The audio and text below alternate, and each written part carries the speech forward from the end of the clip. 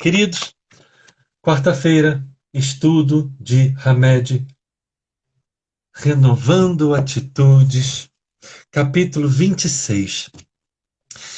Eu já comentei isso anteriormente, eu não tenho tempo para isso, queridos, mas é algo que eu gostaria muito. Eu vou tentar ver como eu faço. Não, mentira, eu não tenho tempo, desculpe.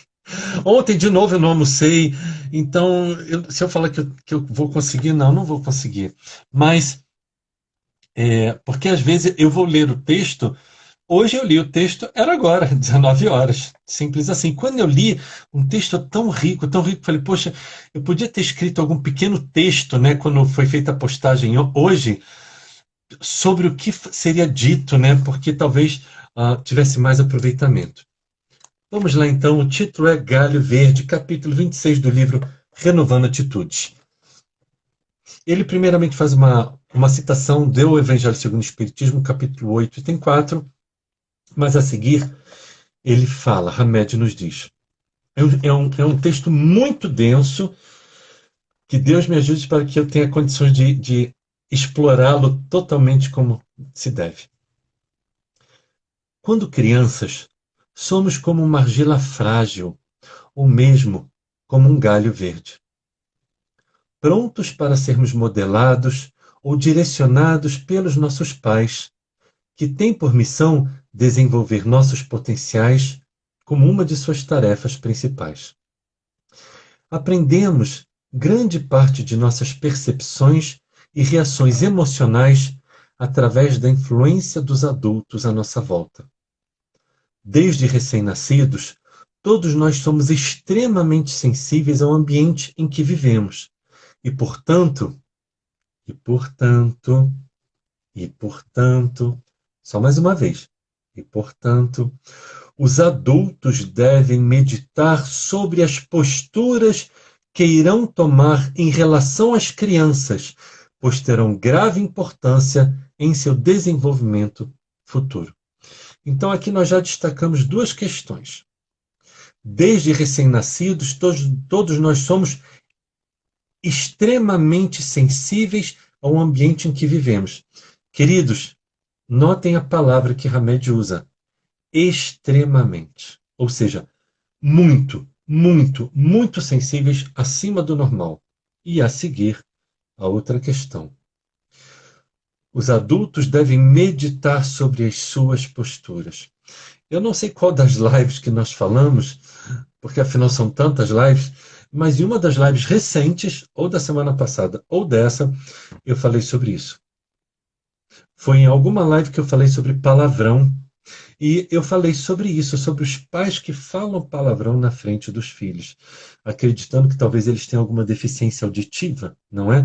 Porque se eu sou uma criança, o meu pai e a minha mãe é meu herói, minha heroína, eles são os meus modelos e guias, e meu pai e minha mãe estão falando palavrão, logo eu entendo que falar palavrão é correto. E é simples assim, entre outras questões. Se o meu pai grita dentro de casa, se minha mãe grita dentro de casa, um com o outro ou comigo, o que eu aprendo? Ah, gritar é uma forma de comunicação normal. Eles estão gritando. Se o meu pai, se a minha mãe, ele me agride fisicamente, e não é só bater, não. Às vezes as pessoas pensam que é só bater, né? Agredir fisicamente, por exemplo, sabe o que é? Você fazer isso no cima do seu filho e puxar. Olha a minha força. Imagina fazendo isso numa criança de 4, 5 anos. O que aquela criança de 4, 5 anos vai entender?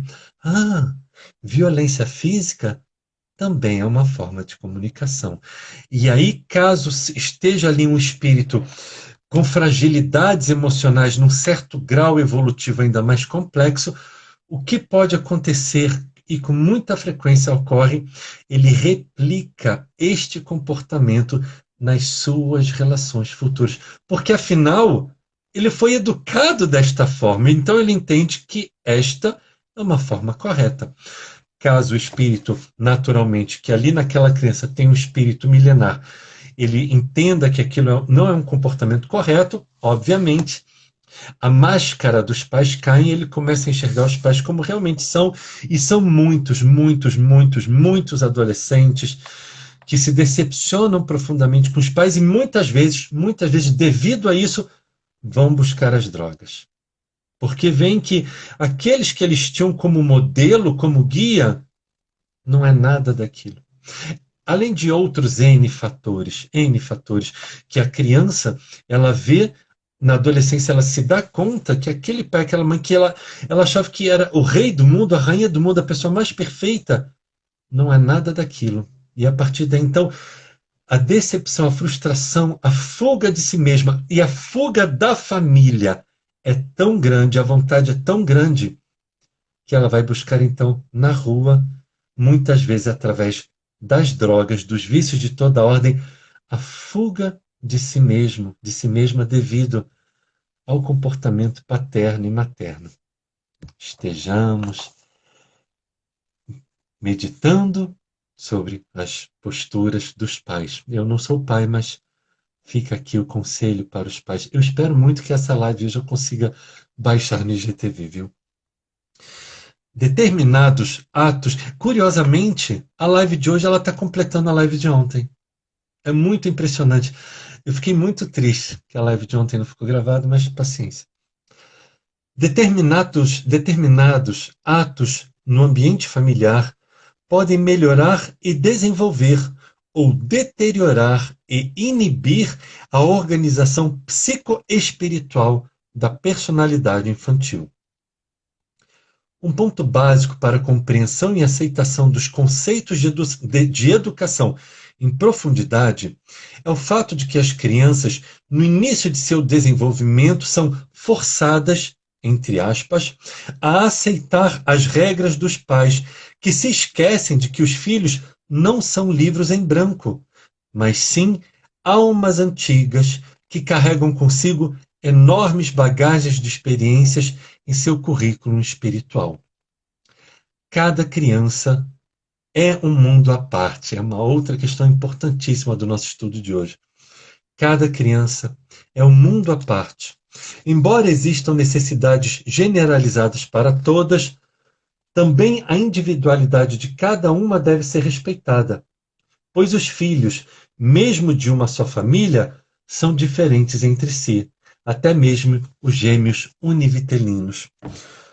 Uma das coisas mais graves, queridos, que os pais podem fazer em relação aos filhos é comparar os filhos com os filhos dos outros e, pior ainda, o que é pior ainda, é comparar um irmão com o outro. Aí a coisa desanda de vez. Porque quando eles comparam com os filhos dos outros, já é grave. Mas quando ele te compara com o teu irmão, com a tua irmã, aí a coisa fica pior. Imagina o pai ou a mãe fala assim: por que você não é igual ao seu irmão? Por que você não é igual à sua irmã?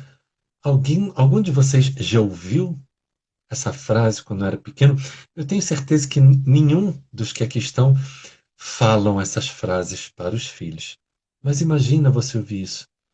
Por que você não estuda como seu irmão? Por que você não é igual ao seu irmão? Por que você não é igual à sua irmã? Olha bem para sua irmã. Por que você não segue o exemplo dela?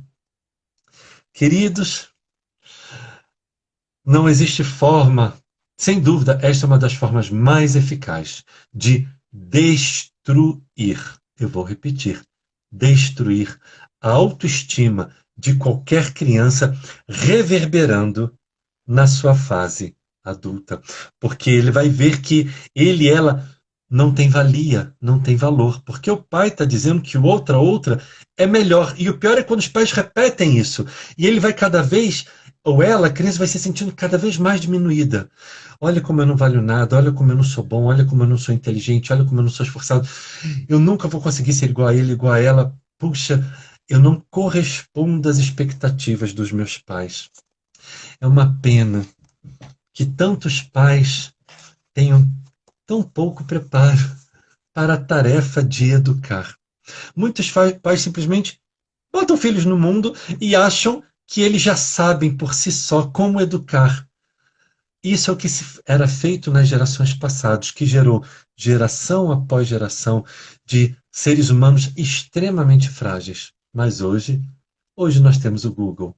Não existe como um pai e uma mãe não dizer que não tem onde buscar a informação. Antes a gente ainda tinha que comprar livro, agora é só buscar no Google. Então, aos pais de plantão, aqueles que queiram ser pais, por favor, por amor ao Cristo, desenvolvam a segurança dos seus filhos, uma autoestima forte. Todas as crianças gostam e necessitam de correr, de brincar, de estudar. Ah, não, não é isso não. É outra. Desculpa, estou lendo essa parte. Embaixo é uma parte mais importante. É porque são muitas partes importantes. Eu vou pular essa parte aqui. Um outro ponto importante é que, em muitas circunstâncias, as reações educativas dos pais não atendem basicamente os filhos, porém a eles mesmos. Gente, essa live de hoje é aquela assim, slap, slap, slap, slap, slap. Sabe como é que é? Essa live de hoje é essa. E o que é melhor? Eu só tô lendo, pessoal. Se vocês não gostarem, se ficarem bravos, perturbados, angustiados, incomodados, não tem problema. Mande o e-mail para Hamed, nas esferas mais altas. Quem sabe ele lhe responde, não é? Um outro ponto importante é que, em muitas circunstâncias, as reações educativas dos pais não atendem basicamente os filhos, porém a eles mesmos. Inconscientemente, tentam educá-los através das projeções de seus conflitos, das frustrações e dos problemas pessoais, nunca atingindo uma dinâmica profunda e direcionada às reais necessidades dos filhos. O exemplo mais básico, os dois exemplos mais básicos. O pai queria ter lutado quando era criança. Não, lutado não, né? Quem luta hoje em dia? Quem é que pratica arte marcial? Que coisa mais violenta. Quem é que é lutador de MMA? Mas que coisa mais violenta. Não. O pai queria... Quando ele era criança, ele queria jogar futebol. Ele queria ir para a escolinha de futebol. Só que ele era alto. Ele tinha uma altura acima da média. O que a mamãe... Onde a mamãe colocou aquele menino que queria jogar bola? Na escolinha de vôlei. É aquela mãe que sonhava em ser bailarina. E a mamãe e o papai botou onde? Na natação. E aí aquela mãe e aquele pai crescem frustrados. Puxa, eu sempre quis jogar futebol. Puxa, eu sempre quis ser bailarina. Nasce o filho homem. Deu 2 anos de idade, o pai já dá uma bola pro menino. Já compra uma bola, uma camiseta de time. Deu 5 anos, vamos botar esse menino na escolinha de futebol. A menina, a mesma coisa. Já compra aquelas roupinhas todas fofas, lindas, e menininho acho que vai para o balé ainda mais cedo, né? Aí já compra aquela coisa rosinha, toda fofa, toda linda. E aí o menino, filho do casal, fala assim, não, mas eu quero jogar vôlei, eu quero fazer natação, eu quero fazer balé. Por que não? Por que não? E a menina que está ali no balé fala assim, nossa, que coisinha chata.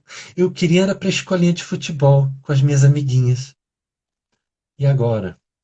Ou seja, os pais lançam nos filhos as suas próprias frustrações, querem que eles vivenciem o sonho que eles não vivenciaram. Essa live de hoje eu já vi que vai dar problema, viu? Ah, meu Deus do céu. Eu acho que esse capítulo eu devia ter pulado, viu? Mas, aqui, queridos, a conscientização é importante, né?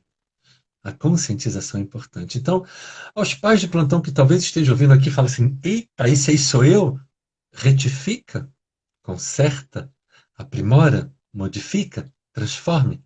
Sempre é tempo de reeducar os nossos filhos. O resultado disso tudo, ou seja, os pais que lançam nos filhos as suas frustrações das próprias existências, será uma pessoa atingindo a maioridade completamente desconectada de suas realidades e profundamente desorientada.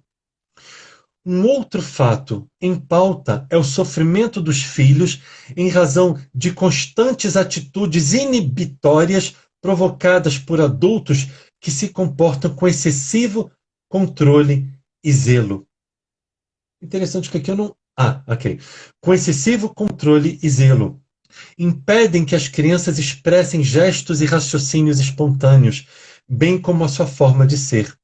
Desencorajam-nas a não promover suas ideias inatas, desestimulam-lhes as vocações naturais, alteram-lhes as atividades para as quais teriam toda uma habilidade instintiva e faculdades apropriadas, e impedem o desenvolvimento de sua própria índole prejudicando-as.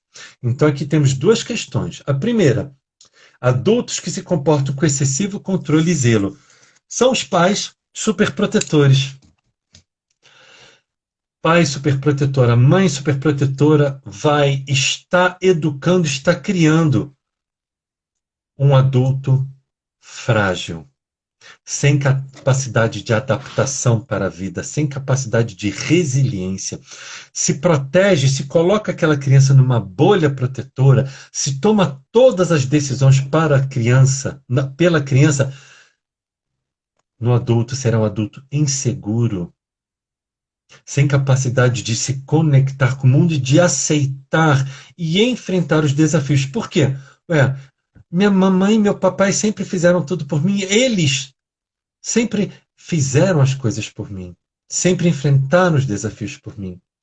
É aquela criança que chega em casa, com dever de casa, e o pai e a mãe, ele está sem muita paciência para ajudar e fala assim, não, me dá aqui que eu faço. É só um exemplo. Só um exemplo.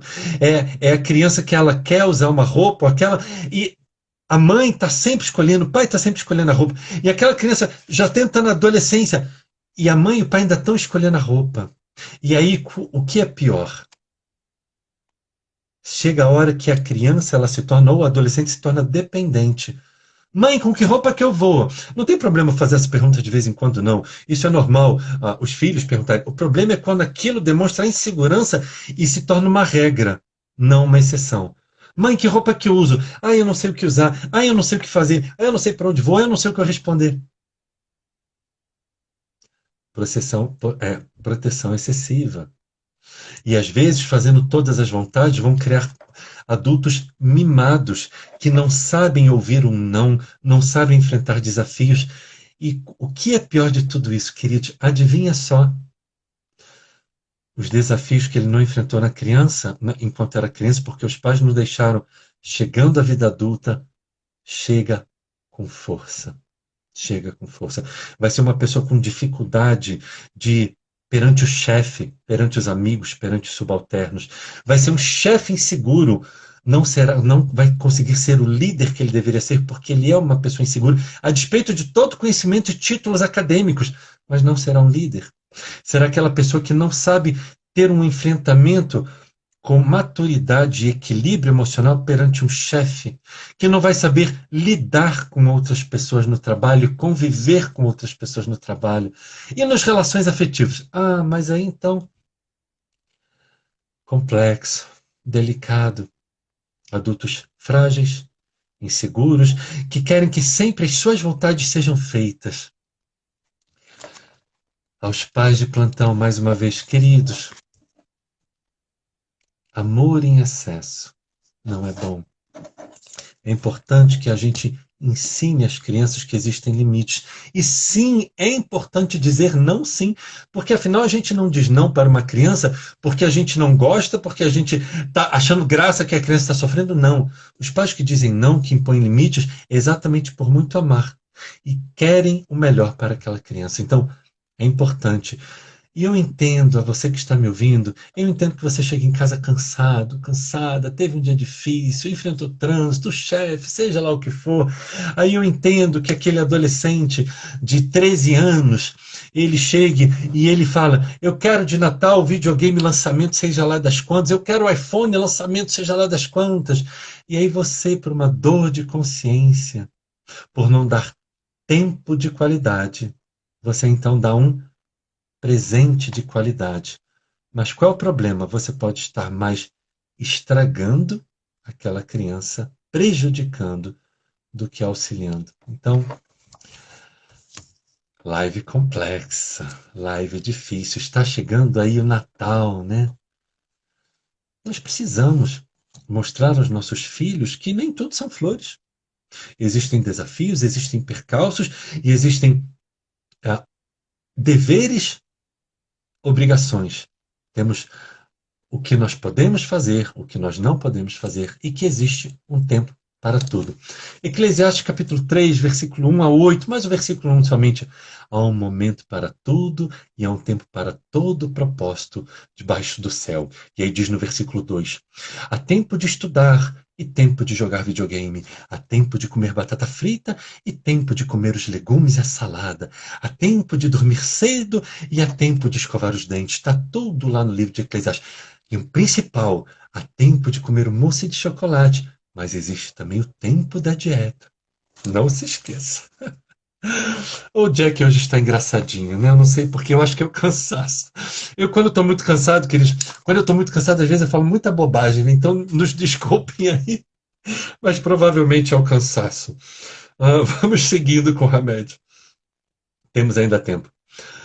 Portanto, deveremos ser cuidadosos na análise de nossas influências paternais junto aos filhos, porque, em nome da missão ou da educação filial, não nos é lícito forçar ou distorcer os galhos verdes. Agora sim, o título do capítulo. Galhos verdes realmente está se referindo exatamente às crianças, impondo-lhes opiniões e decisões, deixando de proporcionar-lhes gradativamente o hábito das próprias escolhas. Super protegidos contra os erros, defendidos dos problemas e das dificuldades, vemo-los crescendo à sombra dos pais, indecisos até sobre a mais simples opção, numa situação de dependência e apego que se prolonga, em muitos casos, durante toda a encarnação e, por que não, nas futuras. Aí, aquele homem se casa com aquela moça, né? Ele se casa com aquela moça. E aí eles vão, né, casados e tal, lua de mel, e aí ele estão ali, começaram a morar juntos, nunca haviam morado juntos, e ele chega de manhã para tomar café, e ele vira para a esposa: ué, mas a mesa não está posta. E a esposa está lá comendo dela, fez um shake, fez um sanduíche, fez um. Ela, não. Aí ele fala aquela frase: a mamãe sempre botava o café na manhã, o café da manhã na mesa para mim. Mamãe sempre fazia isso. Aí aquela mulher fala assim: eita, vai ser complicado. É aquele homem que ele e a esposa estão enfrentando um problema e ele fala assim para a esposa: vou ligar para a mamãe para saber o que ela acha. Vejam, não é proibido ligar para a mãe para saber o que ela acha, o pai. Não. O que eu estou dizendo é quando isso é uma regra e não exceção. Esse é o ponto. Eu compro banana prata ou banana d'água? Ai, o que mamãe compraria? É só exemplos, ok? Mas complicado, queridos.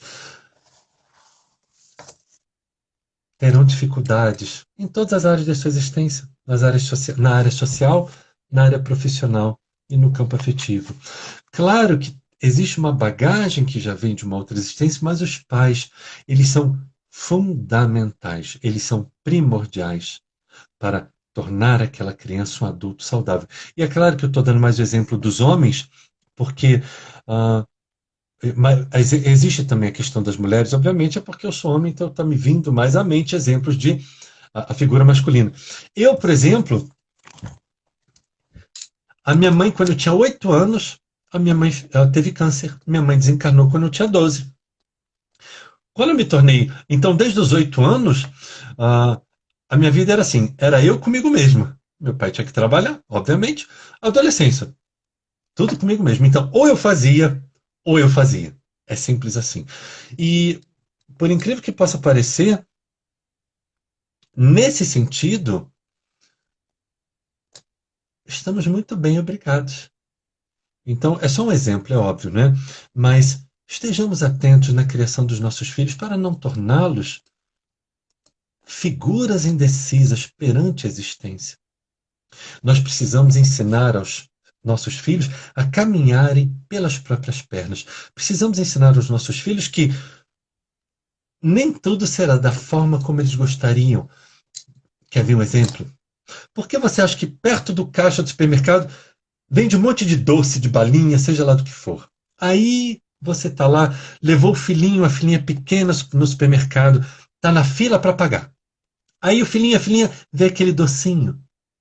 Ah, mãe, compra. Aí você fala, não. Ah, compra, mãe, não. Aí acontece a cena. Aquela criança grita, esperneia, bate o pé, faz birra. E aí você fica preocupado, não quer chamar atenção, não quer passar vergonha. E aí ocorre o que de pior você poderia fazer. Você compra o doce. Tcharam! Você acabou de ensinar ao seu filhinho, à sua filhinha, como te manipular. Você ensinou que para ele que, olha, se você fizer birra, se você gritar, se você espernear, pronto, eu faço o que você quer. Só não me perturba. E aí então, essa criança, ela vai aprender, porque a mãe, o pai não impôs um limite, não disse não. Seja por causa que está do cansaço do trabalho, como eu falei, seja porque não quer passar vergonha na fila do supermercado, seja porque é excessivamente protetora e acaba mimando e super protegendo aquela criança. Aí o que vai acontecer? Quando adulto quer comprar algo, mas que não pode porque não tem dinheiro, o mundo acabou. Se vitimiza. Ai, eu não posso comprar aquela bolsa que custa 10 mil reais. Ai, eu não posso comprar aquele tênis de 1.000 reais, ou sei lá de quanto.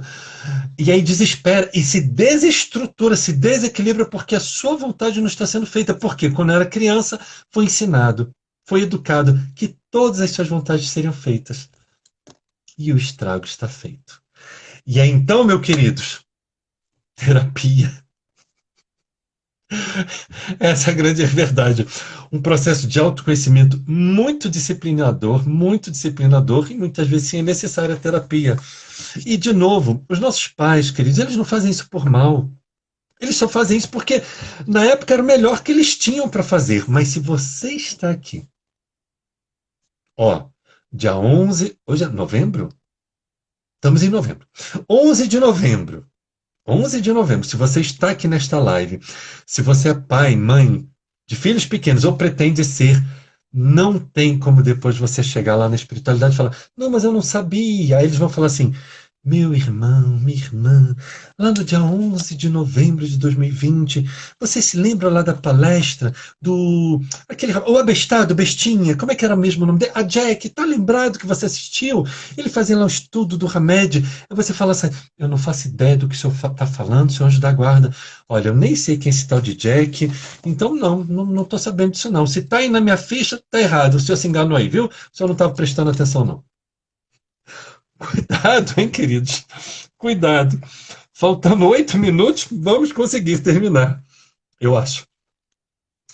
As crianças, a partir do nascimento, retomam gradualmente suas ideias e, à medida em que seus órgãos se desenvolvem, vão adquirindo uma maior possibilidade de se expressarem como são realmente e, a partir de então, devem ser educadas de forma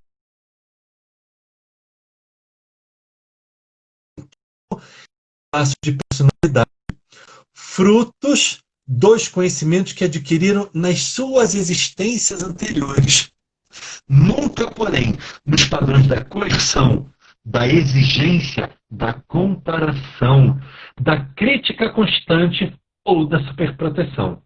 Fatores propiciadores de insegurança e de desajustes psicológicos profundos. Hashtag pronto. Hamed falou, não vou falar que eu falei não. Hamed falou, queridos. Hamed falou. Tem que ter o equilíbrio, queridos. Tem que ter o equilíbrio. Nem tanto aqui, nem tanto aqui. Aqui. Precisamos, se nós queremos ser pais, a gente precisa entender que não é só botar o filho no mundo e pagar as contas. Ah, eu vou botar no melhor colégio porque eu tenho dinheiro. Não, você não entendeu. Não entendeu. Ser filho, ter filho, é cuidar. Não é só a mãe que passa noites e noites em claro amamentando. Não é só isso. É auxiliar no dever de casa, auxiliar dando valores morais, valores espirituais àquelas crianças. É dizendo não quando acredito que é o correto dizer não, impondo limites, porque por muito amar, nós queremos as melhores coisas para os nossos filhos. Não sendo rígido demais, não criticando o tempo todo, não deixando aquela criança sem autoestima alguma, não a deixando insegura, permitindo que vez ou outra faça as escolhas, mesmo desde pequena, quando você entende que aquela escolha é boa e que não vai influenciar em outras grandes questões. Mas é claro que o seu filhinho de 5 anos, de 5 anos, sua filhinha, não tem condições de dizer em que colégio quer estudar, ou se deve ou não aprender a natação. Né? Por exemplo, natação é um grande exemplo. Né? Eu acho que toda pessoa precisa aprender a nadar, mais importante do que aprender a andar de bicicleta. Porque saber nadar é importante.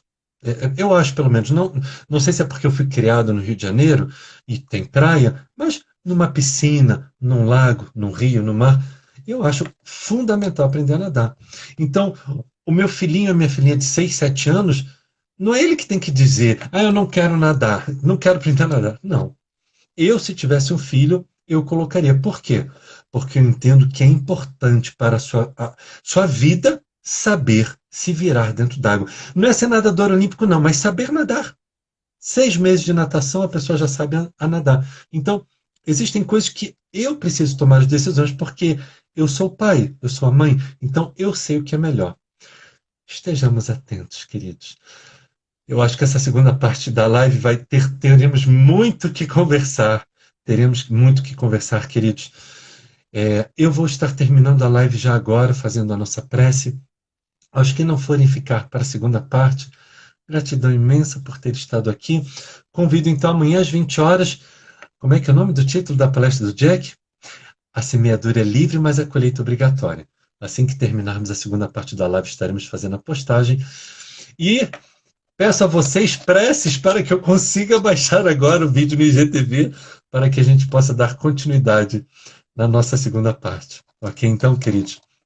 Vamos fazer então a nossa prece de encerramento. Mestre Jesus, gratidão imensa, Senhor, por tão profundos esclarecimentos que recebemos no dia de hoje em relação à educação das crianças. Gratidão imensa pela oportunidade de aprendizado de como devemos cuidar, tratar, amar, educar os nossos filhos. Que possamos estar mais vigilantes, Senhor, na nossa qualidade de pais, de mães, para que possamos tomar atitudes mais acertadas em relação àqueles seres que trouxemos ao mundo e que tanto amamos. E dessa forma, então, Senhor, profundamente agradecidos, nós damos por finalizada a primeira parte do nosso estudo de hoje, rendendo graças a Deus, graças a Ti, Senhor, e agradecendo a equipe espiritual maior que aqui está conosco, coordenando esses trabalhos. E em nome de Deus, nosso Pai, em Teu nome, Mestre Jesus, nós damos então encerrada a primeira parte do nosso estudo.